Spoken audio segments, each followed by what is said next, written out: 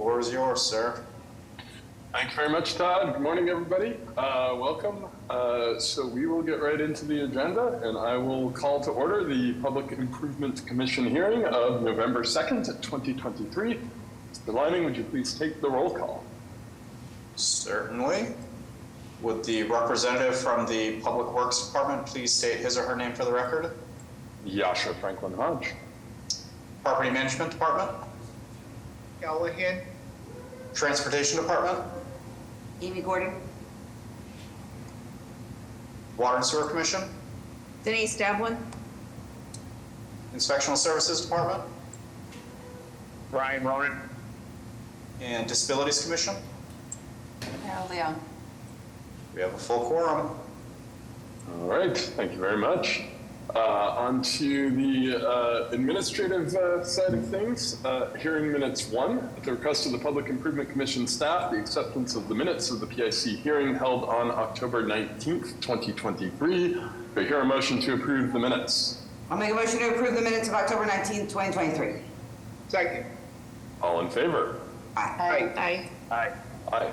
Any oppose or abstain? So moved.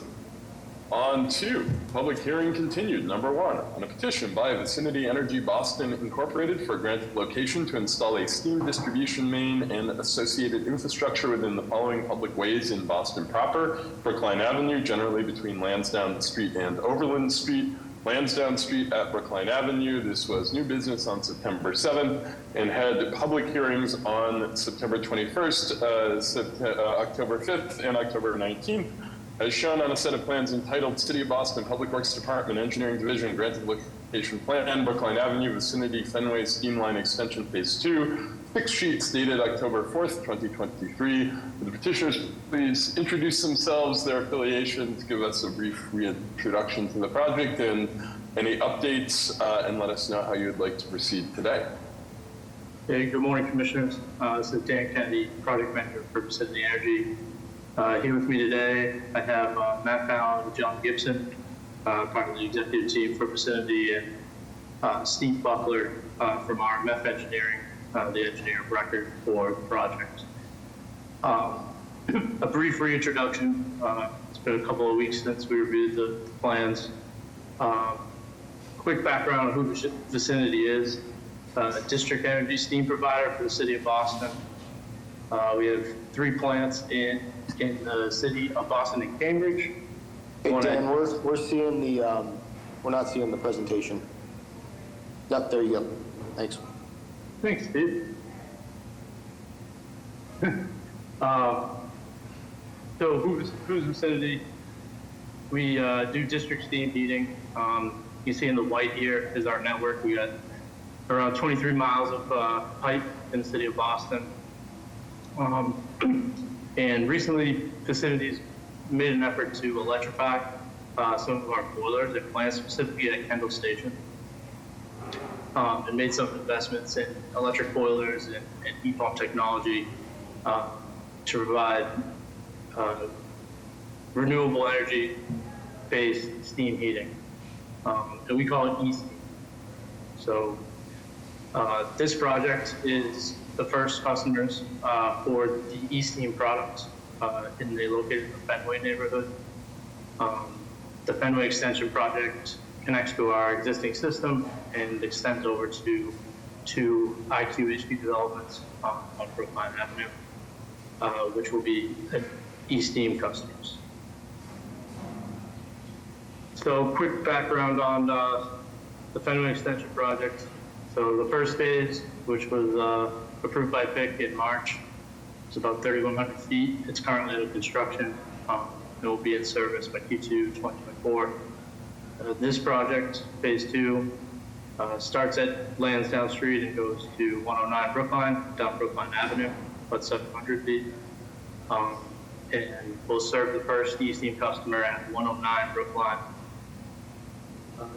It's a quick overview. We tie into Massachusetts Avenue. Phase 1 comes down Ipswich Street, down Lansdowne, and ends right at the end of Lansdowne Street. This project, from the last manhole on Lansdowne Street down to 109 for our service connection. So quick look at the plans. This is where we tie in. The grayscale pipe is phase one. We're currently under construction right about behind the Green Monster. Things are going well. Yes, this road was very well coordinated with the Hey, Dan, your audio just got quiet.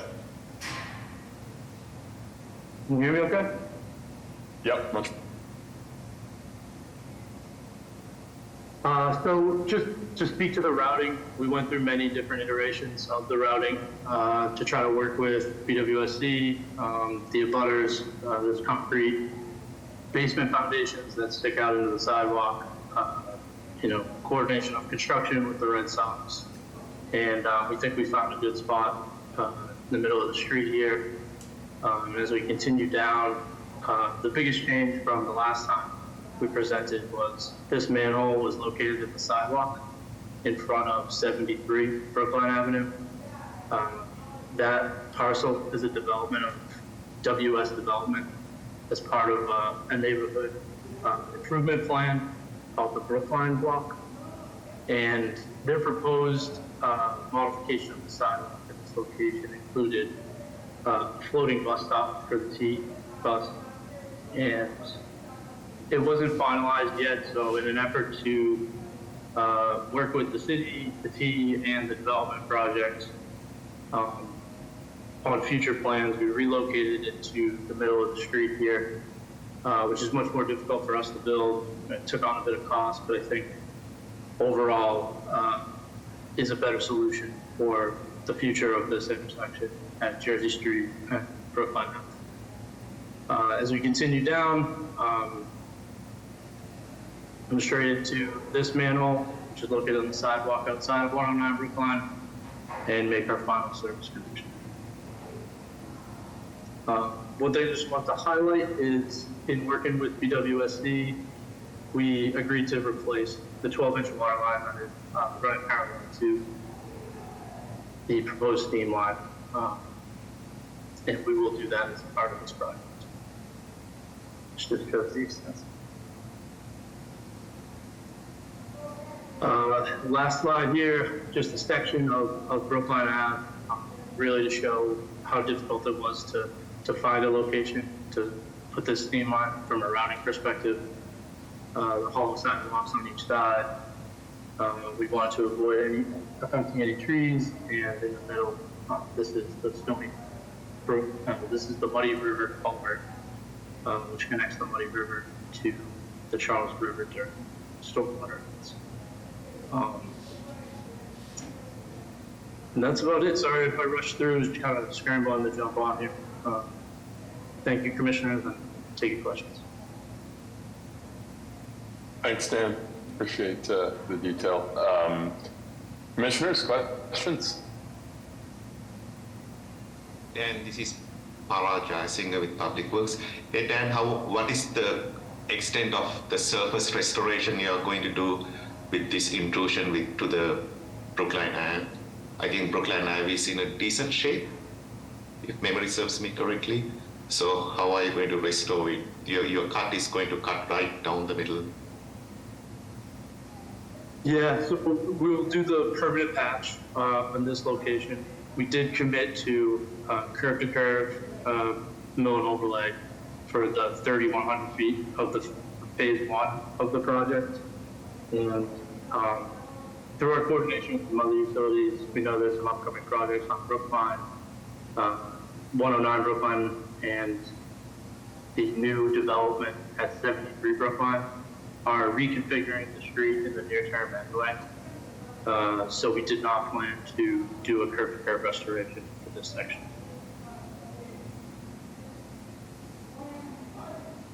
Chief, are you okay?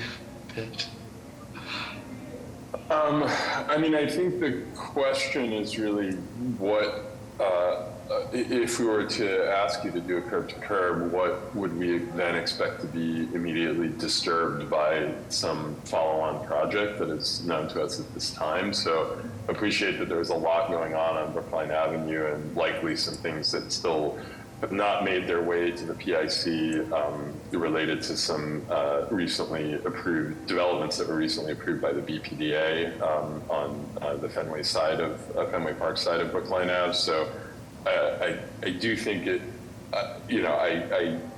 unlike the first phase where there is generally not significant disruption known to us, I do think there's a lot going on Brookline Ave, and it's worth us taking a look at that. What I guess I would ask, though, is that if there are sections of Brookline Ave which are being impacted by your project, which we expect to remain undisturbed by follow-on projects by others, we would like to see those sections fully curb-to-curb repaved.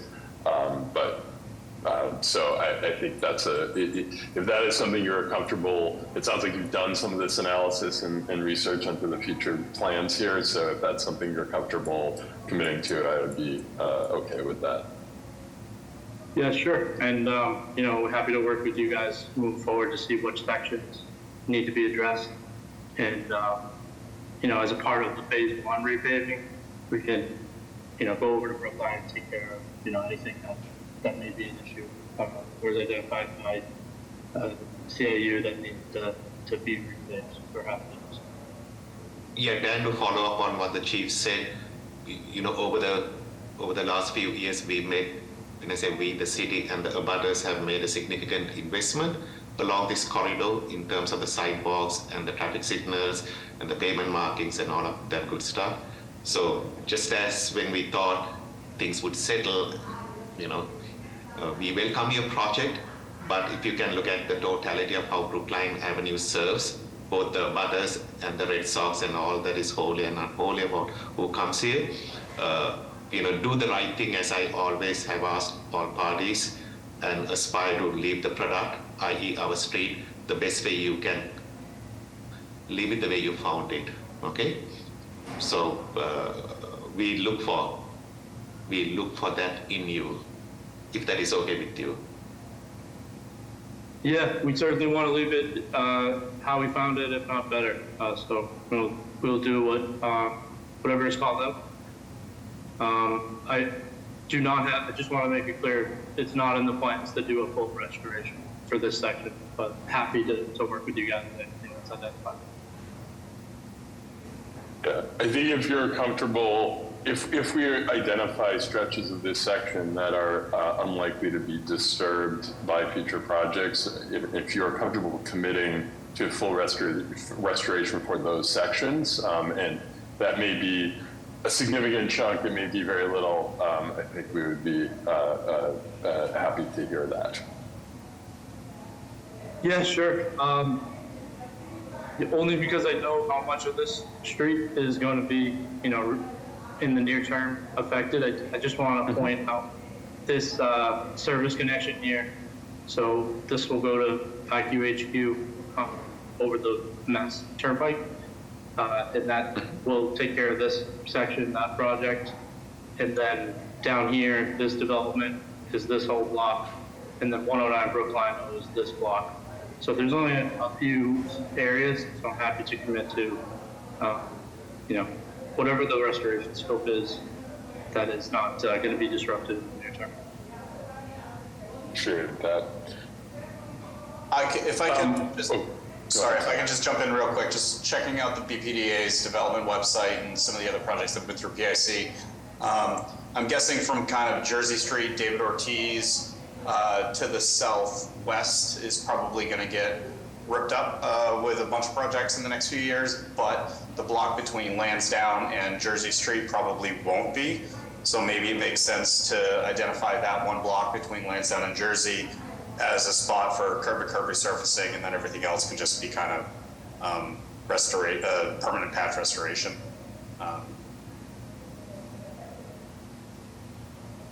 And Dan, I don't know what you think about that. That's reasonable. It's essentially this block coming down, and then ending at David Ortiz. Then basically what we're looking for is, a minimum overlay. I mean, it could be even as low as 1.5 inches you can take off. Okay, we are trying to minimize expenditures all around. The roadway bed structure is fairly decent.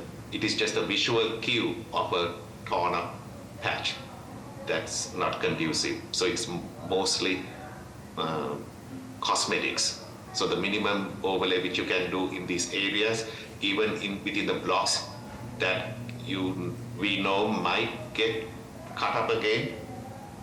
Okay, so we work with you to do the sensible / right thing.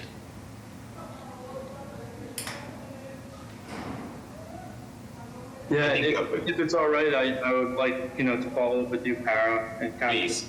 please. Report. Mr. Liming will set it up with our good folks in our construction management team so that we are all ending up doing the right thing. Because I really don't know how many years it'll be before the BPDA projects come online, okay? And so let's make sure that we are not wasting each other's resources, including yours, Dan. Understood. Thank you. Thank you, Para.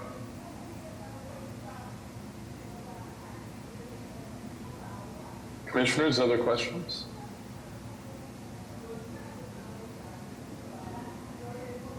I have a couple. So one, I know that there had been, it sounds like you've been working with the butters and other utilities, but I just want to confirm that the outstanding coordination questions with both Fenway Park and the Red Sox, as well as with National Grid, are resolved from your perspective. Is that correct? With the Red Sox, yes. I actually included, we really did a long review and, our due diligence on the traffic plans around Fenway. We met with the Red Sox earlier this week, and I think, we're on the same page at this point, trying to minimize disruption, minimize impact to pedestrians going from the T to whatever it may be in the Fenway neighborhood. And, good shape with the Red Sox. With National Grid, we continue to work through issues there. It seems to be progressing well. And, we're fully committed to making sure that they and us can come to an agreement with how we're going to proceed. But I don't foresee it being a showstopper or, cause an issue moving forward. Okay. I know we may have some public comment on this, or comment from Grid. It looks like there's somebody on the call, so when we get there, we'll hear from them, but that is helpful to see. And this slide actually anticipated my second question, which is about traffic impacts on Brookline Ave, recognizing, the critical nature of this corridor for both the MBTA and the Longwood Medical area. I imagine you're still finalizing aspects of your construction management plan, but can you speak a little bit to what you're doing to maintain bus and emergency vehicle traffic on Brookline Ave, and whether there are any anticipated full street or full lane closures, directional closures needed on Brookline Ave during the course of construction? So I guess I'll answer your last question first. No two-way traffic maintained at all times. We have this proposed plan, which I think works in concept, but construction projects go. We decided to, every 2 weeks, we meet with some folks from the Red Sox, House of Blues, MGM, all of the restaurants are invited. The Longwood bus team is invited. And it's essentially to talk through the next 3 weeks of our construction, how we're going to be set up, if there's any issues with getting down Lansdowne Street or turning radius, and it opens a dialogue with those folks, and I think it's really worked well with us getting going on Lansdowne, able to make quick adjustments and not impact the entities and stakeholders in the area that you mentioned. So it's going well, and I don't foresee it being an issue. Obviously, it's a disruption, and it is what it is, but we'll do everything we can to make them home. Okay. Last call, commissioners. Additional questions? Members of the public or PIC staff? I will take this opportunity to let the public know if you want to add comments or ask questions, please use the raise hand function at the bottom of your screen. Tim with National Grid, looks like you're up. Go ahead. Good morning, everybody. I agree with Dan. We are, National Grid and Vicinity are working closely, and we're getting close to a resolution on our issues with phase 1 of this project. We're still starting to look through phase 2, but at this moment, we don't have a signed agreement with them. And I've been instructed by our management that we can't agree with this plan yet until we have a signed agreement.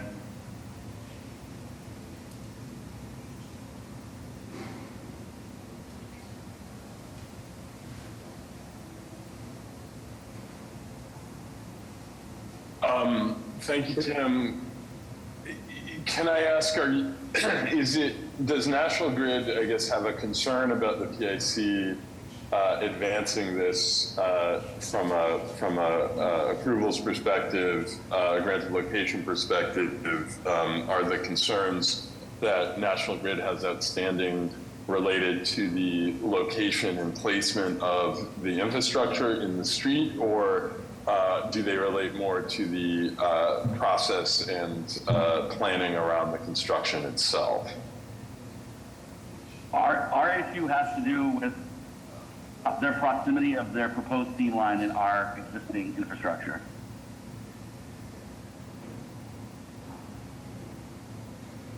Dan, to So get my the- comments, we asked them to be 18 feet away or pay for replacement with steel, and we never got anywhere with that stuff. And we're just making headway now in the last 2 weeks, but we still don't have a signed agreement.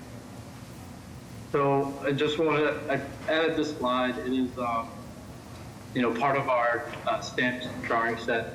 And what this does is highlight the gas infrastructure that is within the National Grid's zone of influence to our steam line, and calls it up to be replaced. So from our end, the proposed location has a lot of other impacts, and this is certainly the lesser of the evils. This impact, I think we can work through it. We've identified it, we've called it out, and I'm not, I know we don't have an agreement per se signed yet, but we have full intention of, doing what needs to be done. Yeah, Dan, I'm sorry. This is John Gibson with Vicinity. I guess to put it in perspective, right? Phase 1, we've already received approval and a grant of location for. This issue came up after we were moving forward, and we're going to move over on phase 1 on Lansdowne Street specifically, but there's also a section on Ipswich Street after we were already under construction and had received approval. National Grid has a policy, an internal policy, that says if there is an existing steam line in a location, they cannot install a plastic gas line within 18 feet of that existing steam line. That's not the case here. There is no existing steam line. We're putting in a brand new steam line, and it's less than 18 feet away from an existing plastic gas main. But Vicinity we don't have a policy that says we have to install steam lines so far away from an existing plastic line. That's an internal National Grid gas pipeline policy that they use.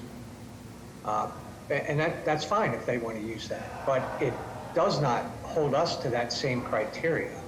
And in fact, when we asked National Grid what the 18 feet is based on, and we've asked, apparently as introduced to us, the person that's in charge of writing that policy, they have no justification for 18 feet. They can't explain it. That's what works. That's what it was when I got here, et cetera. My understanding, and I don't have this in writing, but my understanding is the gas utility across the river uses a criteria of 10 feet. And they're willing to look at alternatives, which we have proposed to National Grid. Right? Alternatives meaning additional insulation, using steel to put between a plastic pipe and our steam line, things like that, that would not require, in our view, would still be safe and would not require a full replacement of the plastic pipe or moving the steam line 18 feet away from the plastic pipe. That's just not possible in Lansdowne Street, moving it 18 feet away. But they are trying to hold their position, and we've had many discussions about this with them. Their position is that we should either be we should install the steam line 18 feet away because that's their policy, or we should replace it with steel pipe at our cost. And we don't agree with that. Now, we've been looking at what costs would be and things like that. We've looked at how it could be coordinated with our existing contractor, who happens to also be, I guess, a certified National Grid gas pipeline installer, Bond Brothers, who's working along Lansdowne Street. So we have had, I guess I would call them fruitful discussions, but the basic disagreement that we have is being held to their policy that we're not a party to, and they can't explain it to us. They can't explain what 18 feet, why 18 feet was selected. And again, I point out that Eversource across the river uses 10 feet, and they'll look at alternative options. So, we have some work to do before we're going to get to agreement. And I guess I would emphasize again that, phase one that we're currently under construction in a couple of locations has already been through this process, and it was published in the newspapers, it was put on the website. There was emails from Grid to Vicinity expressing, concerns, but we never came to any consensus. We never came to an agreement, and we moved forward and have received approval through this process, for that phase one project. So I'm a And little. that's why I'm calling, in our opinion, that shouldn't have been approved until we came to an agreement. And I had conversations with people at Vicinity where I was promised that was going to happen, and it never did. I had conversations with your engineering group and your consultants, and we talked all this through, and it never came to a full agreement. And then next thing I know, you guys are building a steam line on Ipswich Street, and I found out from damage prevention that that's what's happening. And So, the I 18-foot think- policy filed with EPU, and we are subject to that. So if they install a steam line within 18 feet of a plastic gas main, then then our gas main's out of compliance and has to be taken out of service. So Causing I outage. think, guys, I think this is, this is clearly an important discussion. My perspective on this from the PIC is that we would, of course, always prefer for utilities that co-locate in a street to sort out adjacency issues amongst themselves and come to us with preformed agreements and fully baked plans. However, recognizing that there appears to be a sincere technical difference of opinion or perspective here about what can and should happen in a public street, I do think that we ultimately have to be if a mutual agreement is not reached or reachable here, we ultimately have to weigh in as arbiters of what goes where, and with the lens of our responsibility to ensure that the various grants of locations that we approve are compatible with one another. I think this hearing is probably not the place to determine whether or not what an appropriate separation distance might be between different types of pipe. I think, there's clearly some questions about the governing regulatory structures and to what extent Grid's position on this is dictated by internal policy versus DPU regulations or filings.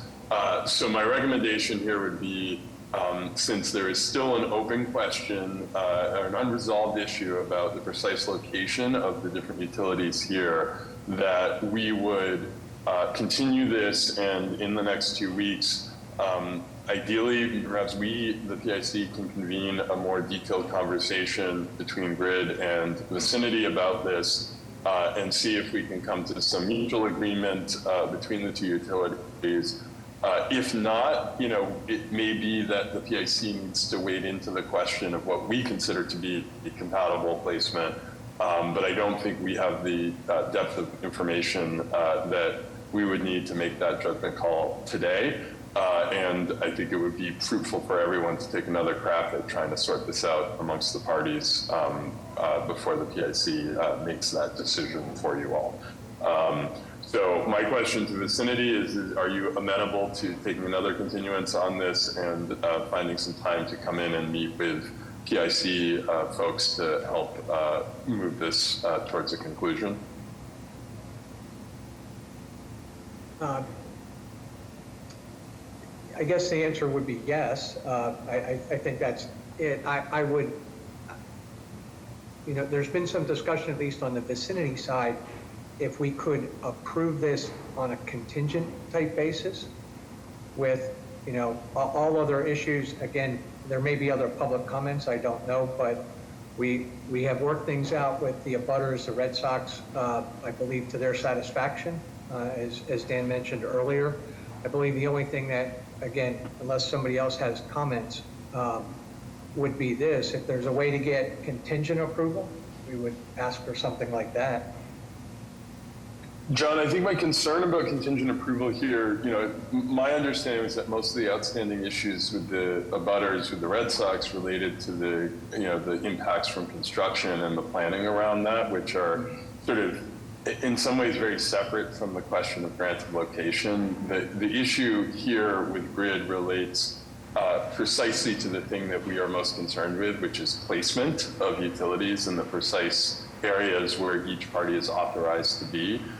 So just as a hypothetical, if it was determined that grid infrastructure needed to move, they would like me to have an amended granted location, and we'd want to have the opportunity to understand in evaluating your project, sort of, okay, well, is there a plan for how that can move, right? So I think because we're dealing with this question of who is allowed to be where, and that feels still somewhat unresolved, I am not comfortable with a contingent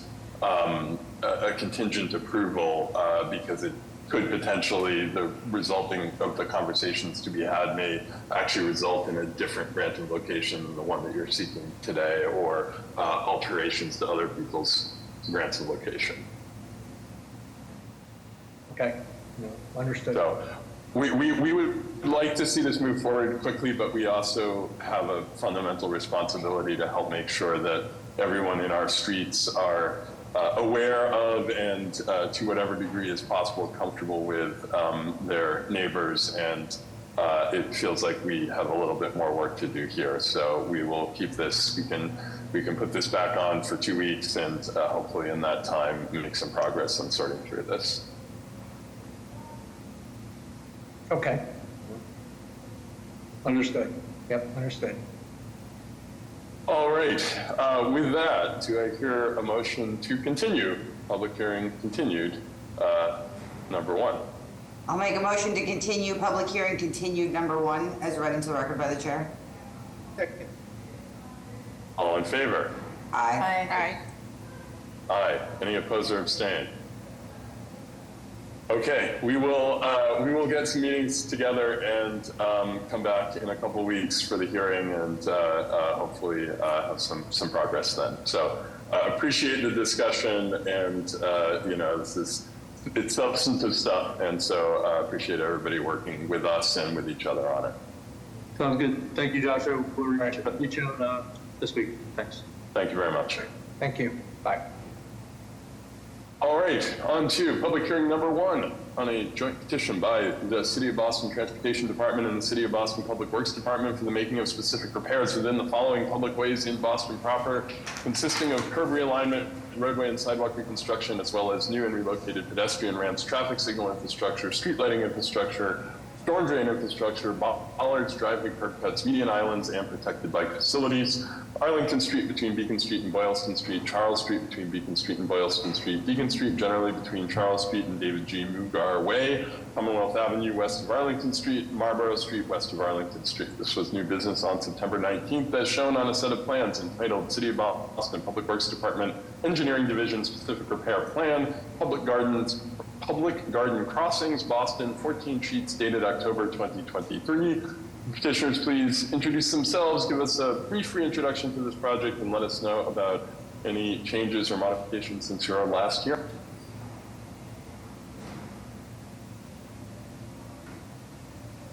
We can't hear you, Dan.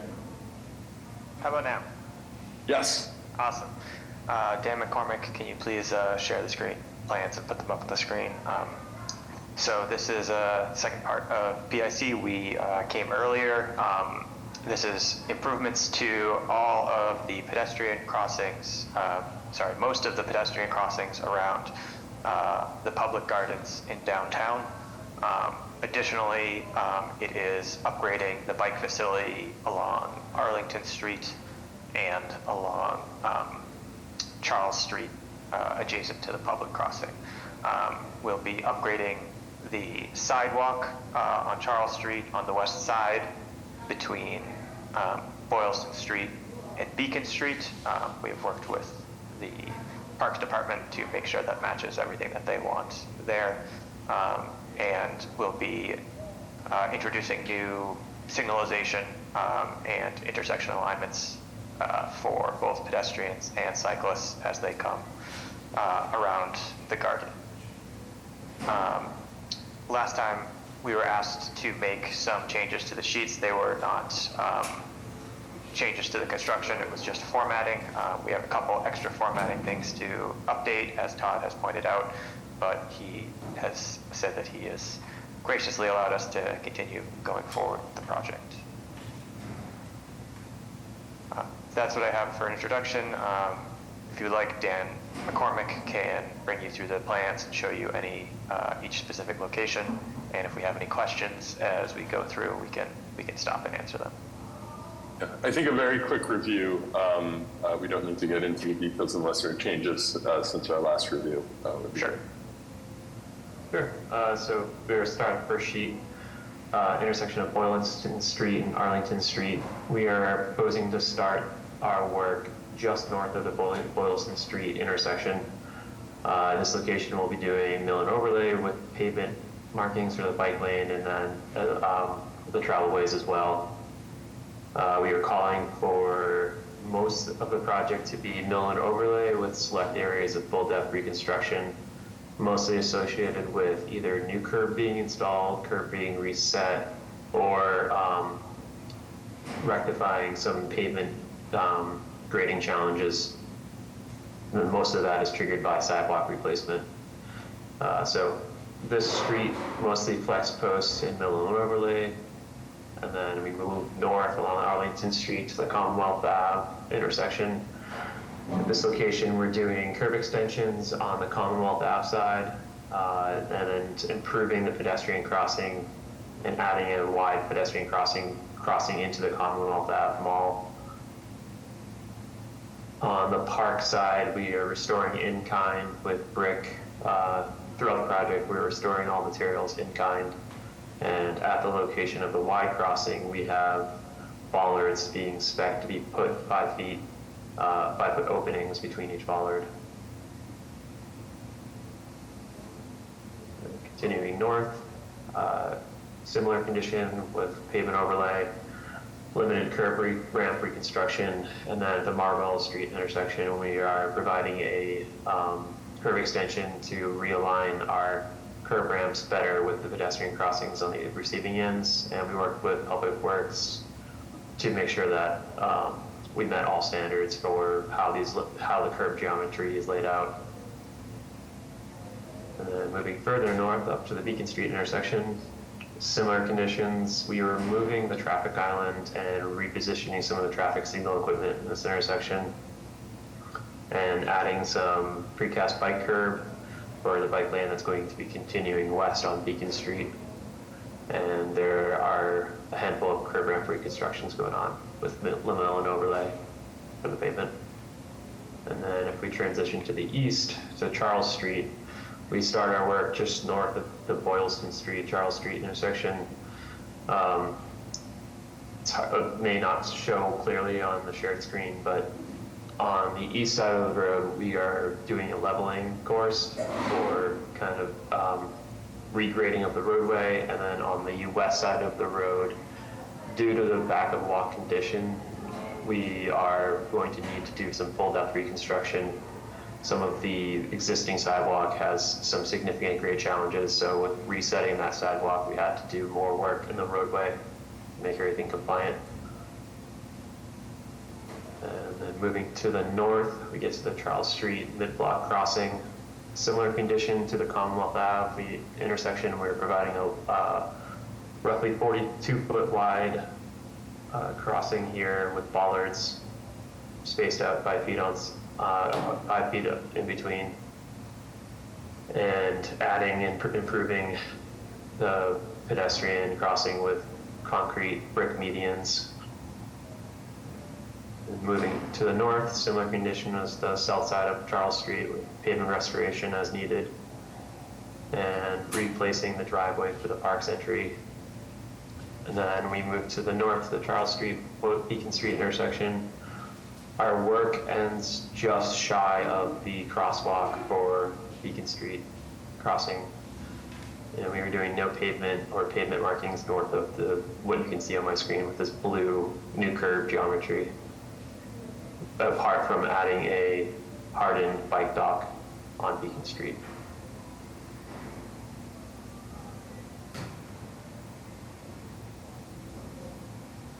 Thank you very much. Commissioners, questions?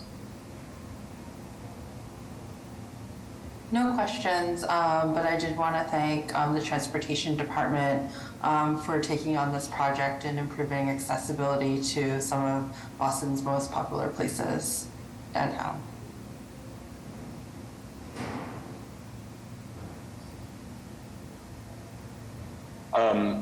So one question / request. I'm very excited to see us introducing bollards on key crossing locations in this project, but they're not a widely deployed tool by the city today, and so I do have some mild concerns about long-term maintenance and repair, and so the request is simply that the team working on the design and the speccing of those bollards ensures that there is some coordination with Public Works engineering and operations around what is selected, how it is installed, and how it might be repaired or replaced in the event that it is necessary. Understood.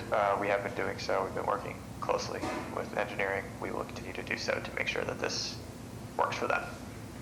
Excellent. And please do include Public Works operations in those conversations so that they even just understanding, the short-term repair potential that might come from a vehicle running into the bollards is. That's BTD. Okay. You guys are taking the repair piece on? We stand it back up. Okay. All right. As long as we have a plan. Yeah. Hey Dan, can you move the screen a little bit to the south, to the bottom where the huge pedestrian crossing between the Commons and the garden?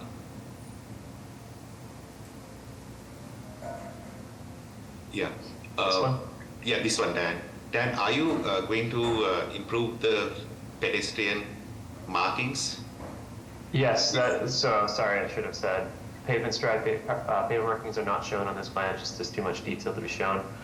We will be restriping all crosswalks where we are doing work. So there will be a widened crosswalk at this location and then the same at the Commonwealth Ave intersection. Awesome. Like in Japan, that gigantic, they're going to go full scale. Awesome. Yep. And sorry, Dan, next question is the two pedestrian walk light indications will be positioned in such a way so that it will look very prominently positioned to allow pedestrians to cross. I'm going to assume there will be at least two ped heads on either side. I believe that's what we're showing here, the pavement. So we have two signal locations. On both sides? Yes. Nice. Okay, awesome. Dan, that'll be fantastic. All right, commissioners, other questions? PIC staff or members of the public? No, we passed on a handful of very minor comments to Dan and Dan yesterday, and they'll take care of those before they give us the Mylar. All right, wonderful. Seeing no other comments, do I hear a motion to approve public hearing number 1? I'll make a motion to approve a joint petition by the City of Boston Transportation Department and the City of Boston Public Works Department for the making of specific repairs in Arlington Street, Charles Street, Beacon Street, Commonwealth Ave, and Marlborough Street, as read in the record by the chair. Second. All in favor? Aye. Aye. Aye. Any opposed or abstain? So moved. Thank you very much. On to public hearing number 2 on a joint petition by the City of Boston Transportation Department and the City of Boston Public Works Department for the making of specific repairs within the following public ways in Dorchester, consisting of curb realignment, roadway and sidewalk reconstruction, as well as new and relocated pedestrian ramps, street lighting infrastructure, storm drain infrastructure, hydrants, green stormwater infrastructure, street trees, landscaping, bollards, driveway curb cuts, and raised crosswalks. Pleasant Street, generally between Heston Terrace and East Cottage Street / Pond Street, Heston Terrace, southwest of Pleasant Street, Victoria Street, east of Pleasant Street, Morrill Street, west of Pleasant Street, Mayfield Street at Pleasant Street, Taft Street, east of Pleasant Street, Willis Street, west of Pleasant Street, Howe Street, east of Pleasant Street, East Cottage Street at Pleasant Street / Pond Street, Pond Street at Pleasant Street / East Cottage Street. New business from October 19th as shown on a set of plans entitled City of Boston Public Works Department Engineering Division Specific Repair Plan, Pleasant Street, Dorchester, 8 sheets dated November 2nd, 2023. Would the petitioners please introduce or reintroduce themselves and give us a brief reintroduction to the project as well as any changes since your last hearing. Hi, Dan again. Alec, can you please share the plans on the screen? This project is to upgrade Pleasant Street corridor on a select area. It includes one, I'd say medium intersection upgrade here at the Edwards Elementary School that has a raised crossing. It has general safety improvements for pedestrians between here and the intersection with East Cottage Street in the north, which is a major realignment of the intersection to provide much more clarity to vehicles in the area, as well as safer crossings for pedestrians, green infrastructure space, and room for a Blue Bikes station. I will now pass it off. From the previous meeting, there was no changes asked to make to the plan. Again, it was just updates in how the plans are shown. So those are made. We had a couple more comments from Todd again, and we'll be making those before Mylar. I will pass it to Alec, who will go through the sheets. If you have any questions, we can stop at each one. And we can make it a very brief overview since we've had the full deep dive 2 weeks ago. All right, 2-minute drill, Alec. Alec Donowitz from Kittleson Associates. We're working on the design for this. We're proposing curb extensions, one on Heston Terrace and several around the intersection in this area with a raised crosswalk, as Dan mentioned. Continuing on to Victoria and Morrill, we have curb extensions along Pleasant and one on Morrill, a raised crosswalk across Pleasant Street between these 2 intersections as well. Mayfield Street, we have raised crosswalks going across Mayfield Street at this intersection, and curb extensions on Mayfield, both legs, and also on all 4 corners of Pleasant Street. At Taft and Willis Street, we have curb extensions on Pleasant Street as well as one on Willis Street and a raised crosswalk closer to the Willis Street intersection.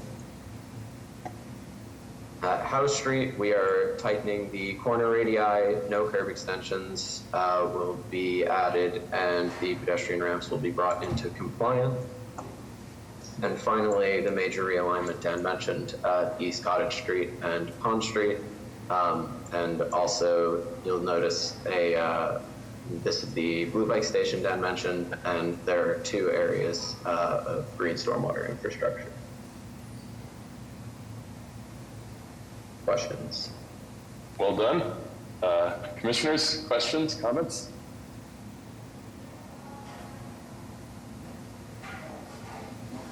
All right. right, hearing none. TIC staff, members of the public. I think we're all set on this one. All right. Do I hear a motion to approve public hearing number 2? I'll make a motion to approve a joint petition by the City of Boston Transportation Department and the City of Boston Public Works Department for the making of specific repairs in Pleasant Street, Heston Terrace, Victoria Street, Morrell Street, Mayfield Street, Taft Street, Willis Street, Howe Street, East Cottage Street, and Pond Street as read into the record by the chair. Second. All in favor? Aye. Aye. Aye. Aye. Any opposed or abstain? So moved. Thank you very much. And Dan, special thank you to you and the team that has worked so hard on both of these projects. Really wonderful safety and quality of life improvements for people in Boston. So thank you for taking these through to conclusion. Thank you. Thank you, Commission. All right, on to public hearing number 3 on a petition by Massachusetts Bay Transportation Authority for the making of specific repairs within the following public ways in Brighton, consisting of curb realignment, sidewalk reconstruction, as well as new and relocated pedestrian ramps, street lighting infrastructure, and storm drain infrastructure. Commonwealth Avenue, generally between Chiswick Road and Colborne Road, Chiswick Road, southeast of Commonwealth Avenue, Sutherland Road, south of Commonwealth Avenue. This was new business from October 19th, as shown on 2 sets of plans entitled City of Boston Public Works Department Engineering Division Specific Repairs Plan, Chiswick Road / Commonwealth Avenue Pedestrian Crossing, Brighton, 4 sheets dated October 9th, 2023. And City of Boston Public Works Department Engineering Division Specific Repairs Plan, Commonwealth Ave / Sutherland Road Pedestrian Crossing, Brighton, 3 sheets dated October 9th, 2023. The petitioners please introduce themselves, their affiliations, give us a brief reintroduction to the project, an overview of any changes since your last hearing, and I believe there's at least one follow-up item from your new business hearing that we'd like to get a report on. Good morning, Commissioners. My name is Dino DeFranzo. I am the Municipal Liaison for the MBTA Transformation Program, including Green Line Transformation. Just a reminder, this is the B Branch Grade Crossings Project. This is accessibility improvements at Chiswick Road Station and Sutherland Road Station. This is FTA mandated with a completion deadline of December 31st, 2023 to make the entire Green Line accessible. We did receive an approval for new business on the 19th of October. At that point, Amy Cording had a question that affected her and Sarah Leon concerning the median nose island on the opposite side of the side that we are actually doing work on. Sarah and I have had a couple of discussions, and we've agreed that Sarah is okay with us receiving an approval today, and Sarah and I are going to meet on site next week to take a look at this to see if we can make a tweak here that could be helpful. Although the work that we have here is within code and nothing else is required, Sarah brought up something that maybe we may be able to add that could be helpful to some folks that are vision impaired. It's not a big fix, so if we decide that it needs to be done, I've already spoken with the contractor and the design consultant, and it can be done very, very easily. So with that, I am going to pass it over to Curly Champion. He is the MBTA project manager. Good morning, Commissioners. Thank you for having us. So, a quick review from our last visit. So we are looking right now at Chiswick Road Station. So work here includes new curb cuts at each end of the station platform, as well as a reciprocal crossing here. A modified curb radius at the northeast corner of Chiswick Road, and improved and realigned crosswalks at the intersections of Comm and Wallingford and Comm and Chiswick. So newly painted and realigned. That's at Chiswick. I'm gonna head over to Sutherland, which is pretty similar to Chiswick.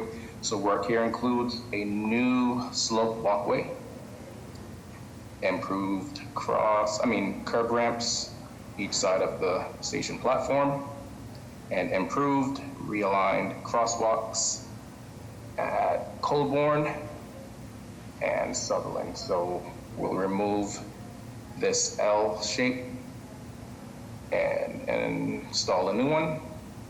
Remove this crosswalk here and install a new one here. And I believe that's all I have. Quickly running And through. Commissioner, let me just add, just for future clarification, in 2024, there will be a station improvements project on B Branch that will involve much more station improvements. But the FTA had directed the MBTA to take these pieces out of that, and they wanted it done immediately. So that's the reason why we're doing this now instead of waiting for 2024 as part of the station improvements project. Understood, and thank you for that clarification. Commissioners, questions, comments? Thank you, Gino. I just, for clarification, for the rest of the commissioners as well as the public, the Disabilities Commission is looking for some cane detectability on the edge of the sidewalk that currently does not have a nosing, and just looking for the feasibility of putting a nosing there and making sure that it works with turning movements and other considerations, but wanting some cane detectability and protection for the crosswalks that do not have it currently.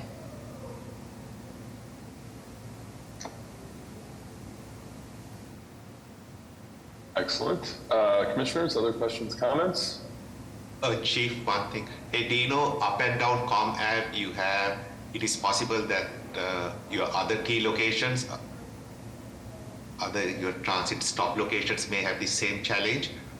Did the FTA tag you with improving those, or are you hoping to make those improvements as part of your larger Green Line project? We're going to be addressing those in the 2024 project, but this one was the one that stood out to the FDA. Got it. Okay. This was bad enough that they wanted this done immediately. Awesome. Okay, thank you.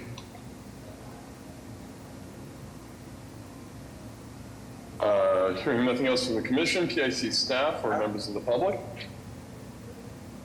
I think we're good on this. All right, with that, do I hear a motion to approve public hearing number 3? I'll make a motion to approve a petition by the Massachusetts Bay Transportation Authority for the making of specific repairs within Commonwealth Avenue, Chiswick Road, and Sutherland Road, as read into the record by the chair, contingent upon final approval by the Commission for Persons with Disabilities. Second. All in favor? Aye. Aye. Aye. Aye. Any oppose or abstain? So moved. Thank you very much. Thank you very much, Commissioners. Have a good day. Good luck with those temperatures for the concrete install. I'm here Yeah. guys on the clock here, so.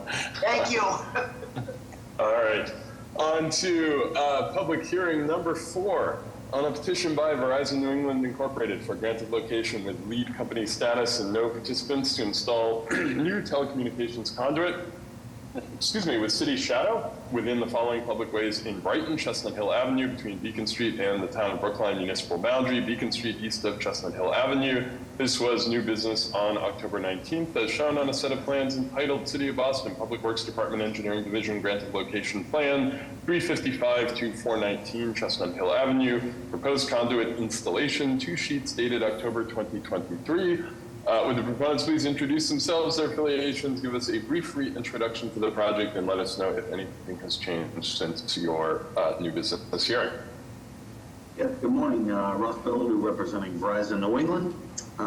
There has been no changes to this plan since we last met 2 weeks ago, but go over it quickly again. We're proposing 415 feet of a 4-inch PVC conduit with city shadow from our manhole located just over the Brookline town line, across Chestnut Hill Ave, and terminating at a future shared handhole placed by Exonet, which is on the corner of Chestnut Hill and Beacon Street. Some of the questions you had asked last time, I can confirm that we're going to maintain crosswalks so that they can be properly used. And if they need to be relocated, we'll cordon them off accordingly, as this is a very busy area. Another item you asked for was the bike crossings to be aligned in a certain way that the bicycles don't have to cross the tracks in a dangerous way, meaning that they cross exactly perpendicular to the tracks, which is also not an issue. And lastly, I can confirm that this is for fiber services, which is for a DAS node. Excellent. Thank you, Russ. Appreciate the detailed follow-up on our questions. Commissioners, questions, comments? PIC staff or members of the public? All set. All right, with that, do I hear a motion to approve public hearing number 4? I'll make a motion to approve a petition by Verizon New England for a grant of location within Chestnut Hill Ave and Beacon Street as read and record by the chair. Second. All in favor? Aye. Aye. Aye. Aye. Any opposed or abstain? So moved. Thank you very much. Thank you very much. Take care.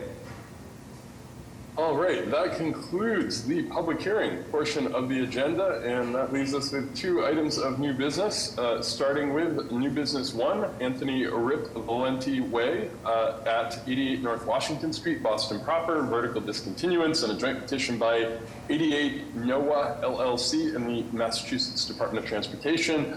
Would the petitioners please introduce themselves, their affiliations, and give us an overview of what you are proposing here with this action?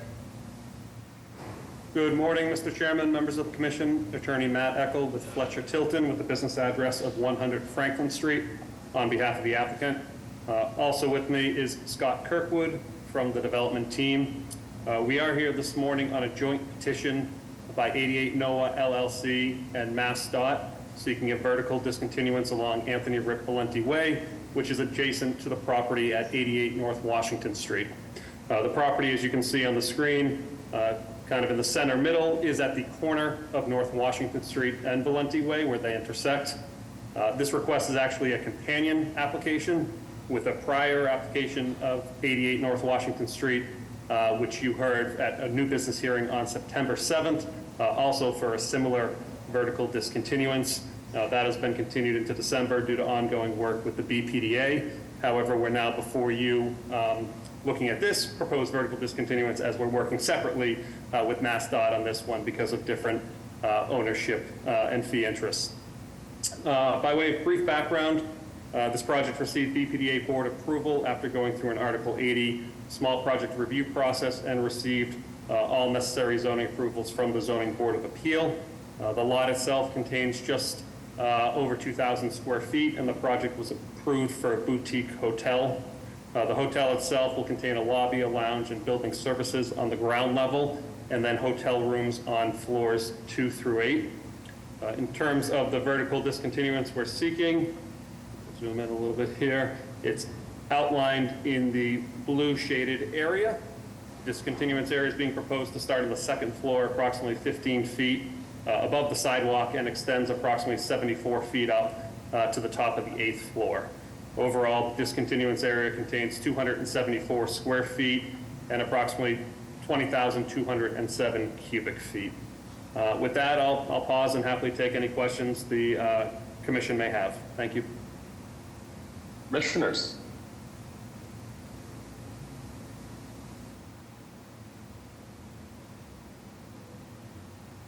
PIC staff or members of the public?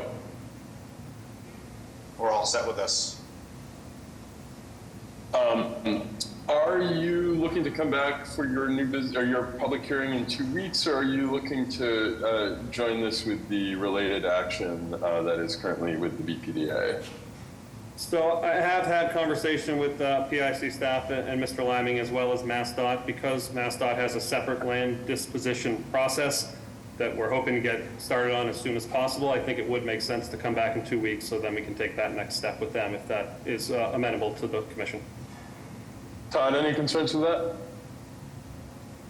No, I think that's fine. In an ideal world, everything comes to PIC all at one time, so it's a little bit cleaner, but I understand that they've got some work that they want to get started on, so I don't have an issue with this proceeding ahead of the other action. All right. Well, we will see you in 2 weeks. Thank you very much, Matt. Chief, sorry. Oh, go ahead, Para. Matt, what is the extent of the overhang? I'm unable to see the plans over here. How many feet into the city sidewalk do you have it? Yeah, sure. It's about 5 feet deep by approximately 54 feet wide along the sidewalk. 5 feet into the sidewalk? Correct. Okay, so I'm going to assume that BBDA has given the thoughts about the view corridor on Washington Street, North Washington Street. This may be the only project because I can actually see the corridor from my window over here. So it's kind of interesting coincidence. So the sidewalk width is, what's the sidewalk width right now? I think it's about 7 to 10 feet, right? Mm-hmm. Yeah, I would say just. Yeah, I mean, that's larger than that. I think Plans call it out as 12.8 feet at a minimum sidewalk width. So we're well under our 2/3 requirement. Yes, I think you're almost at the well, never mind. But it is a fairly significant bump out within the airspace and the view corridor to the North Washington Street, right? Is that correct? I don't think any of the buildings to the north or the south have this sort of a encroachment into the view corridor. Is that correct, folks? I think that's correct. Okay, but this stuff is for BPDA to look after, not for us, and I'll just keep it out there. Yeah, I mean, they've approved it. The design has been approved. Obviously that's all gone through their urban design team. There didn't seem to be any concerns when we had gone through with them. So, but everyone here is okay with it. Okay, so whatever gets built, I'm going to assume that you will do the overhang with the necessary levels of heat tracing and all of that good stuff to ensure that. Absolutely. Yes, right. Yeah. And second thing is, within this discontinued envelope, within that 5-foot intrusion, are you planning on any outdoor advertising? How can I best say this? Chief Catcher, correct me. Those billboards, electronic billboards, are you planning on installing any of that stuff? No billboards. I mean, the building will have building will have signage along the facade. I don't know if we actually have elevations showing that, but that signage is still subject to, I believe it's Article 11 review, which we haven't started up yet. But yeah, there won't be anything outside of just the the building signage shown on the corners here. Okay. Chief, just to sort of connect the dots, sometimes when we discontinue these airspaces through PIC, something gets lost in the translation, and then the approval processes for what gets put back in that discontinued airspace is a little bit fuzzy. Think about Tremont, Neyland and Tremont somewhere over there. We got a couple of those electronic billboards, and the left hand was trying to figure out what the heck the right hand was doing. Yeah, no, I appreciate the flag, Para, and I do believe this current iteration of the building design has received sign-off from the BPDA urban design team, and so we will certainly stay connected with them if it seems like things are changing. But the discontinuance and the associated building, I think, has received sufficient review by the various interested parties in its current form. Thank you. All right, hearing no other comments or questions, we will see you in 2 weeks. Thank you very much, Commissioners. Thank you. All right, thank you all. Take care. And our last item, new business 2, 355 Bennington Street, Bremen Street, East Boston, pedestrian easement, specific repairs, sidewalk cafe license, earth retention license on a set of joint petitions by 413 to 419 Bremen Street LLC and the Friends of Excel Academy Charter Schools Incorporated. Would the petitioners please introduce themselves, their affiliations, and give us an overview of the project and the specific actions you are proposing here? Morning, everyone.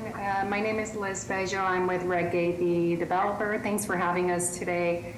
And I think, is Fred controlling the slideshow here?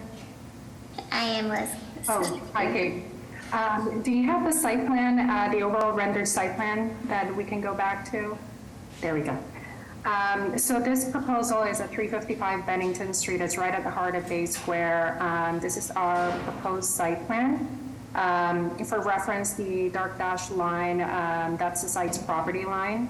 The project, it includes 170 residential units for rent and several improvements within the public right-of-way, which reflect coordination with Plan East as well as multiple city departments. You'll see the plan includes locating active uses along the ground level. That's the retail and the residential lobby and amenity spaces. And you can also see we're proposing a pocket park at the corner of Bennington and Neptune Road, yep, towards the right there. We're proposing new streetscapes extending beyond the property line along Bennington and Bremen Street. This includes new sidewalks, street trees, lighting, outdoor seating areas, dedicated bike path. And as I mentioned, this is all in coordination that we did early on with Plan East. The project did receive BPDA approval in April of last year.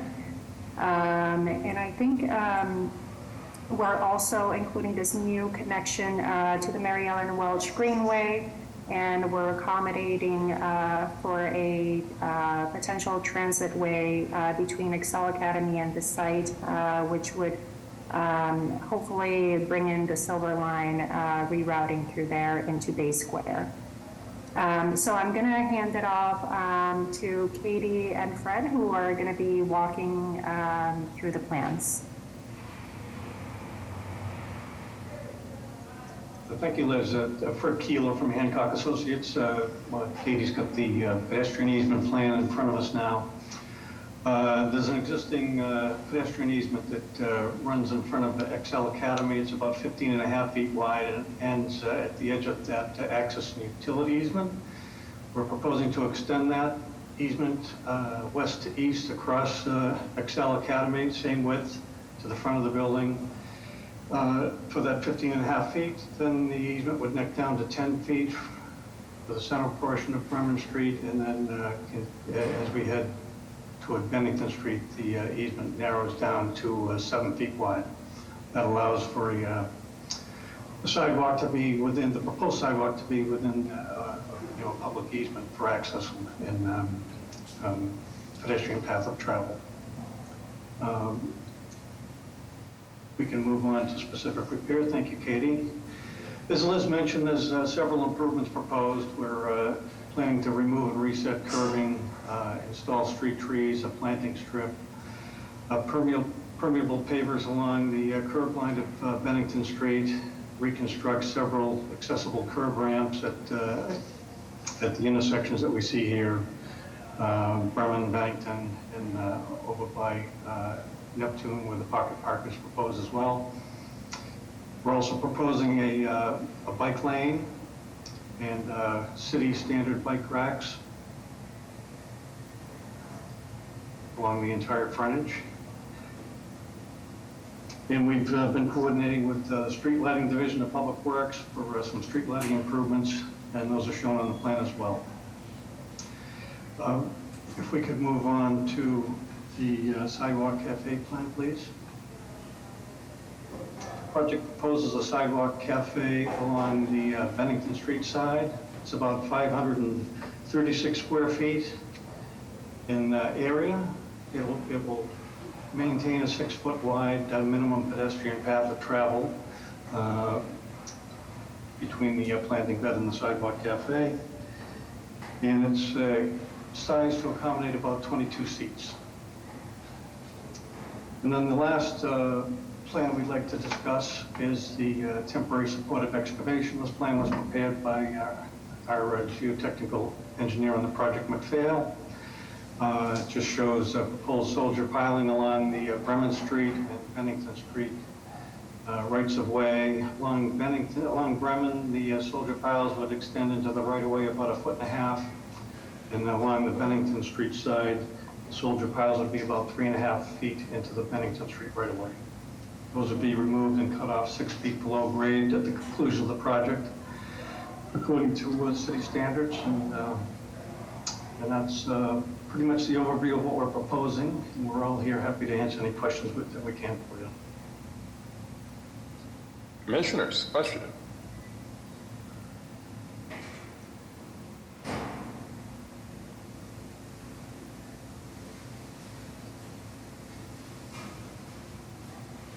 PIC staff or members of the public?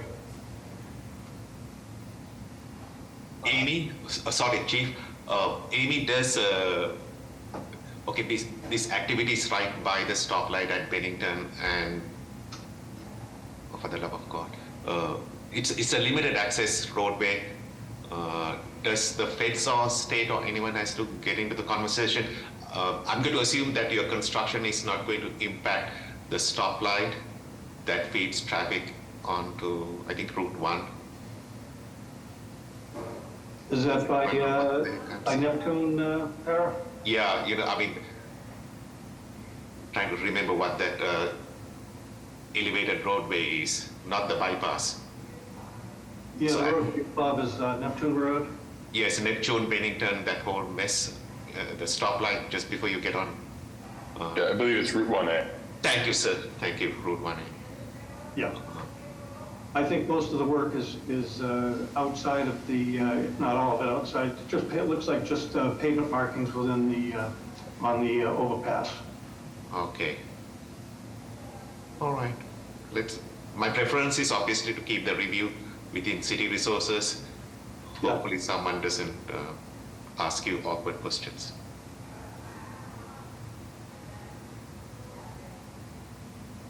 Yeah, I think just to put a finer point on it, there is a ramp onto Route 1A that comes out of that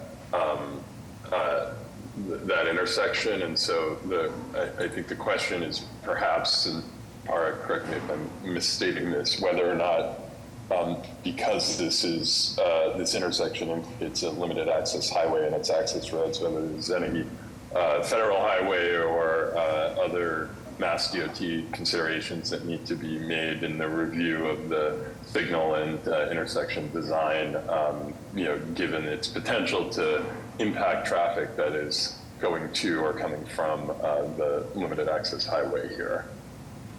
Thank you, Chief, as always. You said it better. We'll be happy to check into that, make sure we're coordinated. Yeah, Fred, just take it to District 6 and Mass DOT traffic should be able to cover both their issues and the feds issues and all the fun they're having with the tunnel traffic, okay? So there's some fun going on over there. What's your timeline for work? So right now we're pretty much ready to apply for a building permit. So we're hoping that we would be applying here within a month. And, I know it takes some time at the city, to issue one. So we would hope that we'd be able to start construction in early spring. Okay. Yeah, especially with the second phase of the tunnel closures, the Sumner tunnel closures, this intersection comes into play for the airport shuttle buses and a few other things. So I think, Fred, it might be prudent for you to just check with the Mass DOT District 6 Neelan Street office for traffic, so that way no one can say that they didn't know. Yeah. We'll be sure to do I think that's a great flag, and this is really about both the long-term configuration of that intersection and any highway implications, as well as the construction management plan and any temporary changes associated with construction and how that might impact plans around the summer shutdown. So very much appreciate you guys diving into that a little bit with MassDOT.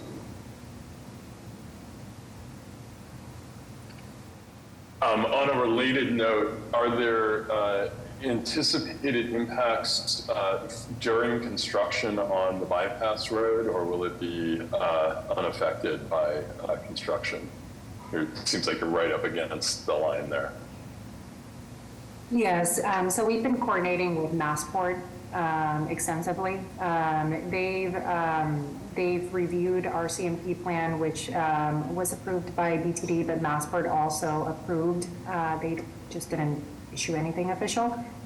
We incorporated all their feedback, so they know that in order to be able to demo that building that's so close there to the road, we would need to take over one lane.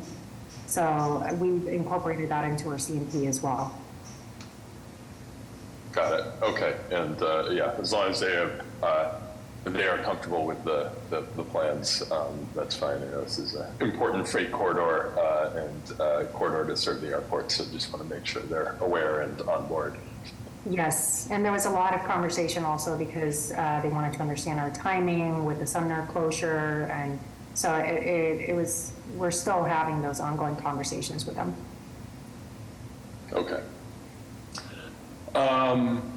Second question, sidewalk cafe. Can you just speak a little bit, can you take us back to those plans, and can you just speak a little bit to sort of what is anticipated here? Do you have a tenant lined up for this? What's the status of this? So we don't have a tenant lined up. So through the public process, we heard a lot that it would be great to have some sort of like cafe in this area. So what we're doing is we're trying to design it very flexibly. We have done this in Revere. We have worked with a few local operators. And they, you know, having some outdoor retail seating would be very beneficial, especially to just activate the ground level. So what we're hoping here is to just account for this space and include the right, you know, to have a license agreement, right, where the operator would be able to use that, but we don't have one lined up right now. So we would be, once we start construction, we would initiate those conversations, the outreach, and then hopefully nail down an operator. Then they would then fit out the space, so they would be pulling their own building permit as well. Got it. Okay. So there would be a building permit associated with that, and then presumably the operator would come back to the PIC to take over the responsibilities of that license agreement. Is that the intent? If that's the recommended process, yes. Yeah, I believe so. I mean, presumably the developers of this project will be no longer the responsible parties at some point. So, you know, just make sure as that progresses with your leasing that there is that follow-up conversation there with the PIC. Okay. Yeah, that makes sense. One final question from me: the driveway / future transitway that's being designed. I just want to understand. I know that folks in the BPDA have been involved in thinking through and planning for that potential, but I just want to understand what conversations have been had with the MBTA and specifically around the both the roadway itself, but also the adjacent sidewalk and other right-of-way to ensure that the specific repairs envisioned are in fact compatible with what a functioning transitway would need, you know, vis-a-vis street furniture and boarding space and you know, accessible areas for folks to access the buses. Yeah, so I can speak to what we've done on from the design standpoint and from our approval standpoint. So we committed to developing a transitway in this area, and as you know, this area has an easement that overlays with Excel. And so as part of our requirements for pulling a building permit is that we have an agreement with Excel in which they acknowledged the intent to build this as a future transitway as well as to be used that way.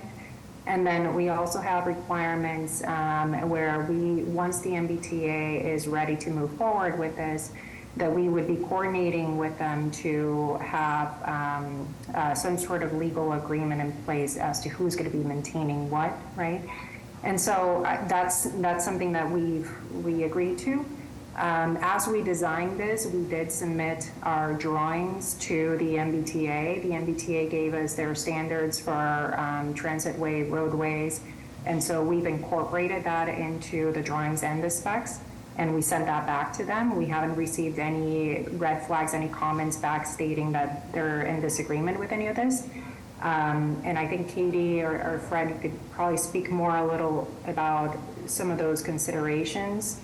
And then I know that I think Nick is on, and I know that the city has been progressing those conversations with the MBTA in terms of when they may be moving forward with this. Yeah, and for the standards, they had to do with pavement profiles, slopes, and dimensions, which we all complied with. Got it. And forgive me for not knowing this, but is this envisioned simply as a area through which the buses would pass, or is this also envisioned as an area where boarding and lighting would take place? No, just that they would pass through. Okay. So that changes, the MBTA, when they understood that it changed, they thought that we were going to be subject to more stringent requirements if there was going to be any boarding. Got it. Okay. Yeah, that was, I think, my primary concern was just what we approve in terms of sidewalk layout. We have a few other places where are making modifications to insufficient sidewalk, for supporting bus boarding activities.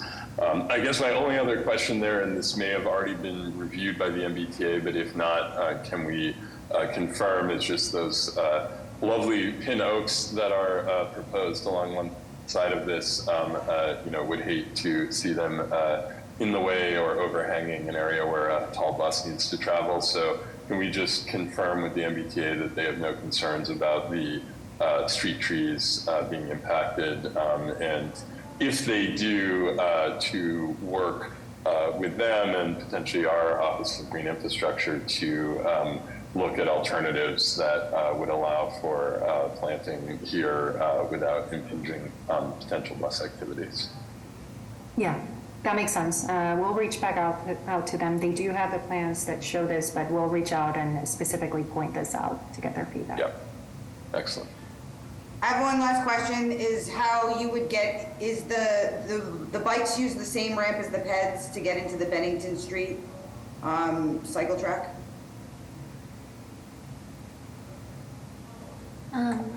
If I'm coming down Bennington, do I use that ramp as a ped would? Yeah, if you were coming in this direction, you could use that to get onto the track. I could, but should I?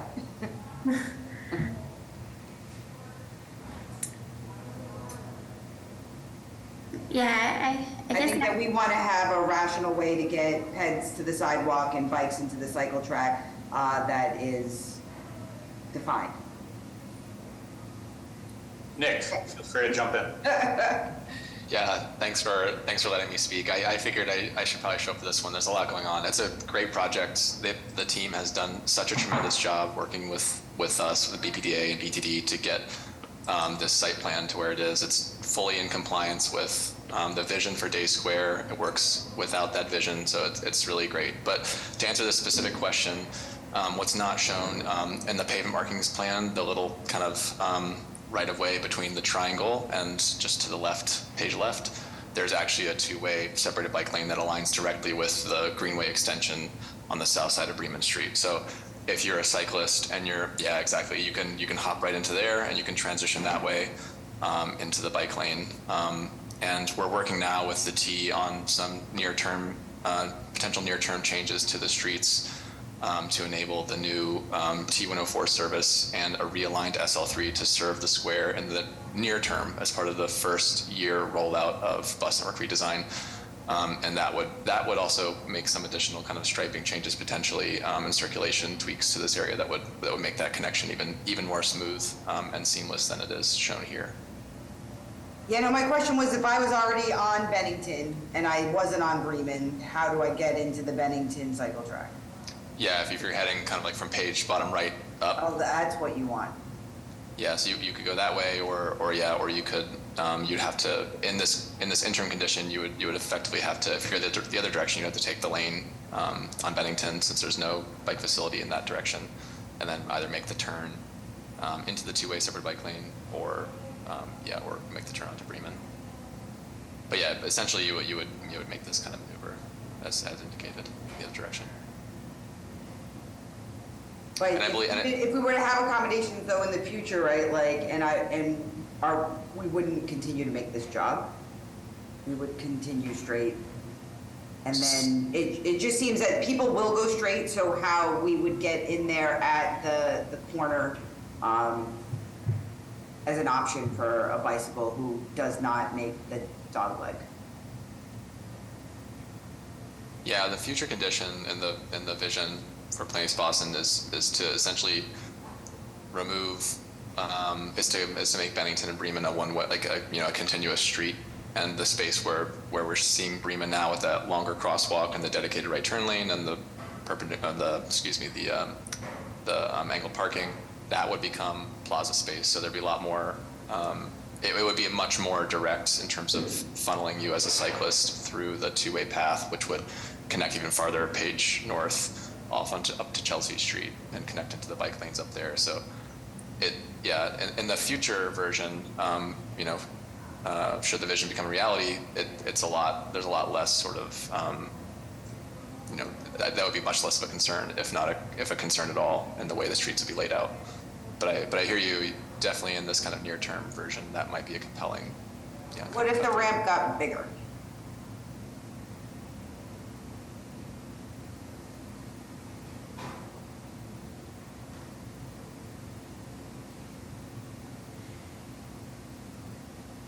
If this ramp were to get wider? Yeah. Yeah, I mean, I could see maybe on the kind of right side of that, widening it out there to kind of more directly feed into the bike lane. Yeah. Yeah.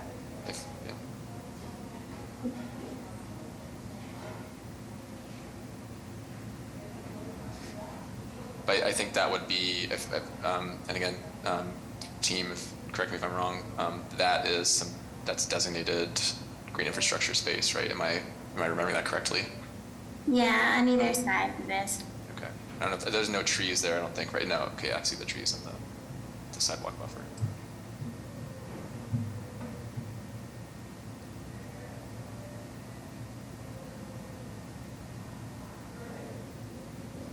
So it does seem like there's potentially an opportunity here to reduce the possibility of pedestrian bike conflicts. And so I think if the proponents can take a look at what might be done here and come back in a couple of weeks with some thoughts or adjustments, that would be appreciated. Okay. Chief, sorry. Hey, Nick, so good to see you. And thank you for being engaged as always. On Bremen Street, there's a lot of shuttle buses, parking lot shuttle, drivers that go up down this roadway to get to the airport, and they may not be in the best frame of mind when, especially the parking lot shuttle bus drivers. Okay, that's a subset that is fed off Bremen. Be extremely mindful of those drivers that may be unattentive or inattentive with what we need over here, which is a very awkward situation with the conflicts between pedestrian and cyclists. Okay, because right now you have a stop sign on Bremen when you're approaching Bennington that's on a streetlight pole, and you can hardly see the blessed thing. Okay, so do all that you can do to make sure that when we give this reality, like the physical reality of pedestrians and cyclists being able to coexist over there, and then one of those vehicles misbehaving. So do all that can be done to ensure we don't make things more awkward.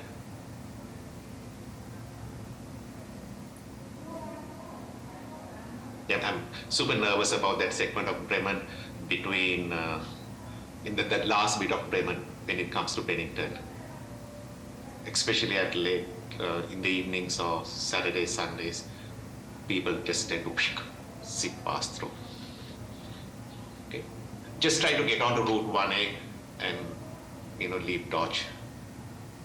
There might be somewhere else. Okay, thank you. All right, any other comments, questions?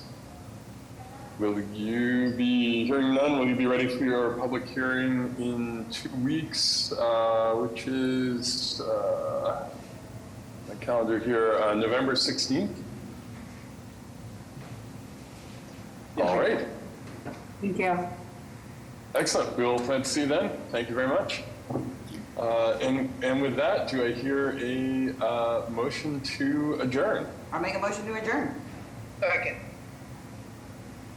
All in favor? Aye. So moved. We will see you in a couple weeks. Thank you, everybody. Thank you. Thank you.